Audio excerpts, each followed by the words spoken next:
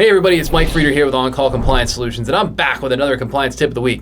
This week we're talking about CMMC Control PE L2-3.10.1, limit physical access to organizational systems, equipment, and the respective operating environments to authorized individuals.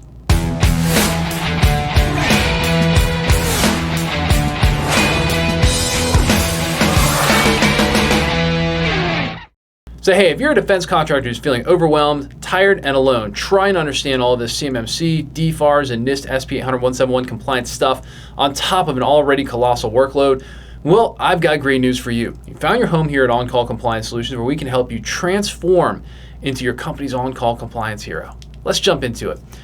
All right, so here's the classic example here. You're doing a walkthrough, and there's a network closet with a couple of core switches in it. The assessor innocently brushes by the network cage, and the door swings open. Uh-oh, big problem.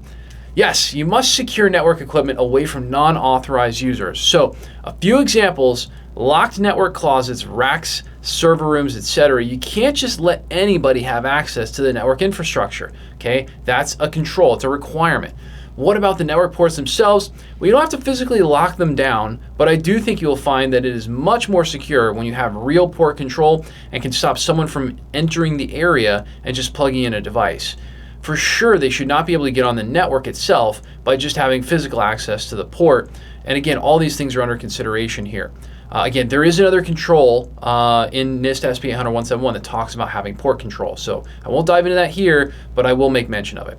Let's dive into detail with what the assessors are looking for on this one. So 4 things they're looking for. Number 1, determine if authorized individuals allowed physical access are identified. So do we know who actually is supposed to have access to where the infrastructure is?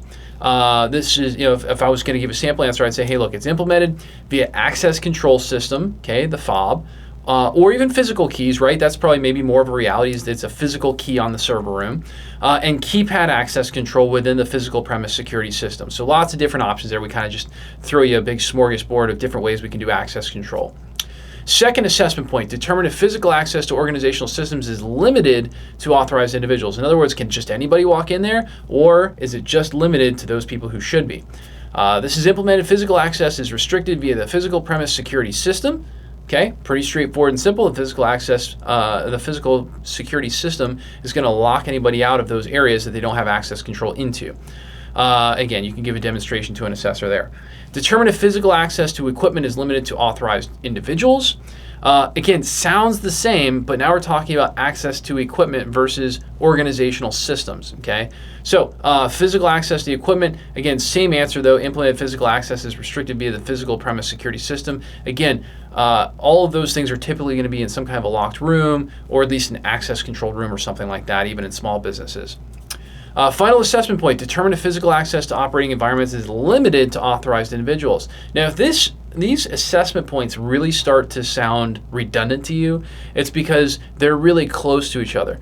Point 1 is determine if authorized individuals are allowed physical access, are identified, do we know who they are? Then the 4th one is determine if physical access to operating environments is limited to authorized individuals.